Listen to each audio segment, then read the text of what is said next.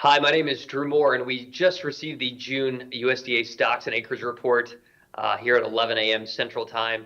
A little bit of a mixed bag off the cuff, but the report has turned bearish with D's corn down about 20 cents, no beans down 3 cents, Chicago wheat down 23 cents versus the December month. But just have Nick Fitzgerald and Brian Basting to recap the report. And Brian, we'll start with you, and we'll focus on grains. What was the big takeaway from the report today for corn and wheat? The biggest surprise, Drew, probably was the reduction in the soybean acreage from March, about a 2.6 million acre reduction from what we were in March. The USDA really indicated that North Dakota is down 1.1 million from March intentions, Minnesota down 500,000, a couple hundred thousand acres also in South Dakota. I would note, however, Drew, that the USDA is going to resurvey those three states, again, North Dakota, South Dakota, and Minnesota, to get final planting numbers, because the planting season was quite challenging up there, of course. So what they're going to do is resurvey those areas, Drew, and report in the August report. But that was the biggest surprise, no question. The report was that the bean acres were lower than expected. Corn acres were about 400,000 acres higher than what they were in March. I would say that that's a bit of a surprise just because the corn market was so strong. However, I think we just ran out of time in some of those areas, particularly the northern plains, to plant corn. Just too wet in some of those areas. And North Dakota was essentially unchanged from what it was in March, Drew. So the stocks report was pretty well in line with expectations for all three commodities, corn, beans, and wheat. With regards to wheat, briefly here, Drew, we did see almost all of the hard red spring acreage intended in the March report did get planted, 10.4 million acres. The intentions in March were 10.5. So the big takeaway, Drew, to me is, are we going to surpass that bean acreage intention number here, or the latest number, via two things, via the resurvey of those three states and the strong incentive now, Drew, to plant double crop beans. Other than that, the weather, of course, takes center stage here, Drew. It looks quite benign for the next 10 days to 2 weeks. Very good, very good. Nick, a question for you pertaining to corn. Open interest is at its lowest level since 2017. Real quick, what do you make of that? Yeah, we got down to 19,000-ish contracts last night. I think what we're seeing overall, Drew, is we've got a cash market that is very tight in the U.S. despite cheaper alternatives for corn around the world, in South America. But what we've got is we've got an okay corn export program that still seems relatively short.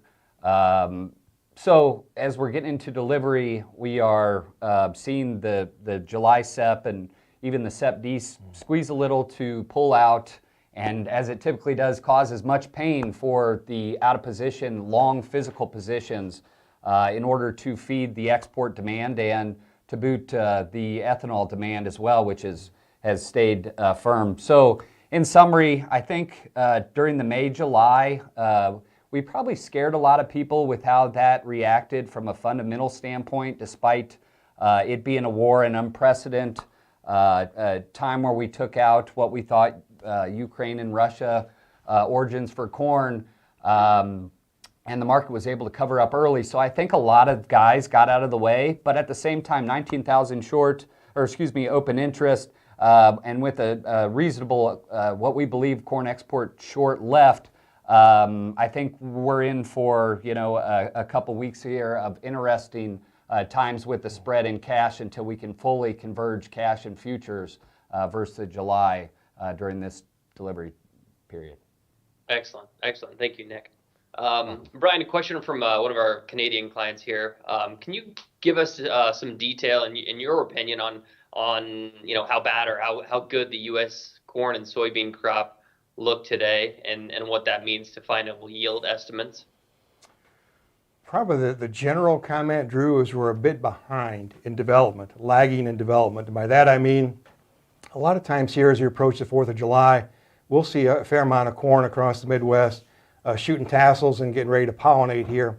I'm sure there's some of that taking place, but probably further south in the Midwest, getting into maybe southern Illinois, Missouri, that area. However, It's behind this year. We're behind because we got planted a bit later than usual, and we were cool. We didn't accumulate many growing degree units back there in the early spring. So that's the overall observation. And of course, some of these areas, the knee high by the 4th of July, Drew, being an age-old saying that really doesn't apply anymore, except Right. in the northern plains here in 2022. It's a crop that's well behind. So overall, I think it's just a variable crop, Drew. We have some dry spots in areas such as northwest Iowa could sure use a drink. We're drying out in east central Illinois, west central Indiana, drying out a bit in that eastern corn belt and parts of Indiana, for example. Drying out a bit also in Nebraska, Kansas. So we certainly could use a rain. The forecast, however, as I mentioned earlier, is quite benign. It looks like it's going to be above normal precip for the next 10 days to 2 weeks. We all know how variable the weather can be, Drew, so anything can happen. We certainly want to see that rain to stabilize the crop. But my general statement is that the crop's look in pretty good shape for being a bit behind. I just think everything's going to be pushed back a bit in terms of pollination for corn and development, especially for beans. So we got a long way to go to make these crops, but I think the corn market, at least for the moment, is feeling the pressure from this benign forecast for the first 2 weeks in July. Sure. That makes sense. Nick, can you talk a little bit about the soy complex and the fundamentals as we get into the first day today of delivery period for July futures? How close are we to DVE, delivery value equilibrium, and how tight do we get, and what are the spread implications? So yeah, about 4 or 5 questions in there, but I'll let you take a stab at it. Yeah, hey, let me kick it off here, Drew. What we've had is we had a carry out that was perceived around 100 million bushels to maybe 150, 175 million bushels. And that was back before Brazil really started selling. We saw their currency change a bit, and we've seen some good movement down in South America. With that being said, we've had a lot of export business actually roll from the U.S., New Orleans, down to Brazil, and expectations are we probably see this continue to happen. This year they've got a pretty decent crop, as everybody knows, and their values are very, very competitive worldwide. So the thought would be we continue to probably see more rolling on carryout from, or growing from carryout from rolling of our exports down to Brazil. Now at the same time, we've got very good crush margins for the U.S. processor. Meal, for what feels like the first time in a while, is leading in the spotlight as the number one, and soybean oils, no slouch either, but it's certainly under meal what it feels like today. So processing margins have been great. They've been strengthening the past couple weeks. So if we back up now to 2 weeks ago, 3 weeks ago, the processors were all the sore thumb, I like to say. They were bidding up to capture all the beans and not allowing beans to go to the river. Well, a lot of these processors have been able to cover through July versus the July and have been able to drop back. So now the bushels should start working to the river. Now, the first part of your first question out of 5 or 6 of them, Drew, was how close we are to DVE. So we believe that there's still a couple exporters that are still short a reasonable amount of soybeans. So what they do into delivery is we'll see cash continue to break down as the spread goes higher, but then there'll be a point where a exporter says, you know what, I'm not going to pay over DVE. I can own the spread in theory. So I sit at DVE here for last half July, and then we should continue to see that spread continue to ratchet up to try and bring the beans out. So now what we're in is an environment with this rolling. So I'll go from, we were 100 to 150 million carry out on beans, or at least on paper, to maybe somewhere around 205 to potentially higher, depending on how much we roll from the U.S. down to Brazil. So a lot of moving pieces here as we get towards the tail end of the crop year. I would argue maybe a growing carryout, and then now the spotlight will be on the domestic market, the processor, who's probably not covered up for August enough yet, at least generally speaking. Sure. Makes sense. Good stuff. Thank you, Nick. That was really good. Brian, another question from the audience.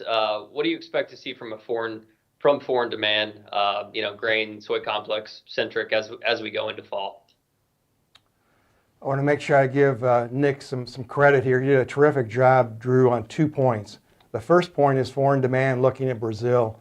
You're looking at the corn market in Brazil. Maybe the crop isn't quite as big as what some of the bumper estimates were indicating earlier, but it still sure looks like a record crop in Brazil. And we're starting to see some of that impact now on the export market for corn. Export sales today, reported by the USDA, despite a weaker corn board the last week, were quite weak for old crop. So we're not seeing that big push on the corn export side that we saw earlier. So I think that's number one on the corn side, is that as this Brazilian safrinha crop is harvested here in July and August, that crop will take over in terms of the dominant supplier in the world. And that's a direct 180 from last year, Drew, when the U.S. was the dominant force with the short crop we experienced last year with the safrinha crop in Brazil. The second point that Nick made is another excellent point, that being that the soybean picture on the export side is changing. We saw net cancellations today, Drew, for old crop beans. Now, the market to some degree was expecting that, but getting confirmation of that continues to be an indication of perhaps, whatever the case may be, that the crop may be a tad bigger in Brazil. But regardless, as Nick said, that soybean export picture, which had been booming for weeks and months basically, with, as Nick said, carryout estimates creeping down under 150, is now going the other direction.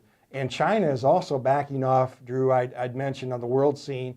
They are only lifting 2 to 3 million bushels of soybeans per week, and that's not enough probably to meet that USDA forecast. So overall, Drew, I'd say that it's showing some cracks in the armor, and maybe some wider cracks in the market anticipated 30, 45 days ago. I'll make one note too, Brian, because I've been looking at this bean rolling down to Brazil quite a bit. So I've asked several export friends of the industry, can we do the same thing on corn if the ARB is there? And the answer was, we've got a lot of combo boats on corn, and what we'd have to do is solidify that those phytocerts with Brazil and China as well. So that may be going on in the background, but the thought was we don't see that corn switch to Brazil like we're seeing beans. So, you know, somewhere we're at right now on exports should be pretty fair. Granted, like you said, we shouldn't be getting a lot of new business, but we should at least keep what we've got on the books. Sure. Makes sense. Nick, food insecurity, inflation, recession, all hot topics right now within the economy. Food insecurity, certainly, relating a little bit more to our specific industry. Any comments there and on what you see panning out as we kind of watch the world unfold right now? Yeah, I mean, Drew, I'm just a corn guy, bean guy, but I'll take my best at this one. As far as I was looking at the U.S. dollar here, and we are at highs going back to 2000, which is not typically good for an export program. So we've got that kind of fighting us. We also know more rate hikes are coming. In general, like most, I'm still friendly crude oil. So from a big picture standpoint on those macro, bigger picture things, I'm still feel a little friendly. Now from a food security, I feel like can talk a little more on just from what we see from the ground up on the grain side. And like Brian said, we've got a full July, August to get through. There is no room for error right now on world crops. So first the U.S., but we've got to go through this thing and continue to up this supply of grain around the world the next couple of years until we can learn more about Russia, Ukraine, China. A lot of questions left to answer. So bottom line, Drew, I'd have to say I'm still probably fearing a little more of a recession, a little more CPI going higher. And overall, I'd really like Mother Nature to cooperate and get us a little better food security here the next few months. So yeah, answer your question there. I think we've got a lot to learn yet. Absolutely. A quick last question for you, and this kind of relates to some of your earlier comments, Brian, but a question from the audience. Hot and dry in some areas is causing yield destruction in corn. Tassel has yet to come, as you noted earlier. Will extra acres cancel fewer bushels on stress ground? So these incremental acres that the USDA came up with here on this report, will those extra acres cancel out some of those fewer bushels? Or at the end of the day, is this maybe another way to ask it is do you see the supply being balanced out here as we navigate forward? It's a good question, Drew, because I neglected to mention there is some corn that's suffering down in the southeast, the mid-south, due to dryness. That corn has already suffered irreversible damage, so that's very important, needless to say, for those locales. As we look at the big picture, Drew, I think that there is some room for increase in the acreage in beans relative to what it was here today. We just have to be patient and let the weather play out. But the short answer to your question, I think, would be yes, I think there is the potential for the Midwest, Northern Plains to offset some of those unfortunate losses that we're seeing down in the Mid-South, the South, and the Southeast. So via two things, via the perhaps a bit more acreage than we see today and favorable weather. So I think, again, the next 30 to 60 days are going to be very important, as Nick said a moment ago, not only in our picture here in the U.S., but the world picture the next year or two as we go forward, because it is a supply-driven market at the moment, not only here in the U.S., Europe, Russia, all those areas, China, and we need to see big crops all around the world to make this market a little more comfortable. I'll add one more thing, Drew, for that deep south, those first bushels that we get a look at for export. It's hurricane season, and there's currently 3 tropical disturbances down in the Caribbean right now. Yep. The probability for a higher than normal hurricane season is very good this year. So something else to think about. Ida's fresh in our mind from last fall, when what happens is we see these vessels come into New Orleans and they're not able to get to the port, so they sit off. So it's kind of bearish a little for demand. On the other hand, it's also bullish for those beans that when they're sitting down there in the south and a hurricane comes through, it can easily ruin a bean crop or a cotton crop. So just another, what seems like mini left hooks we've had the past 3 years to watch out for, but just throw that in the hopper as well. Absolutely. Well, thank you both for navigating and providing some clarity in these uncertain times, and we thank you all the viewers for listening in, and have a great day. Have a great day.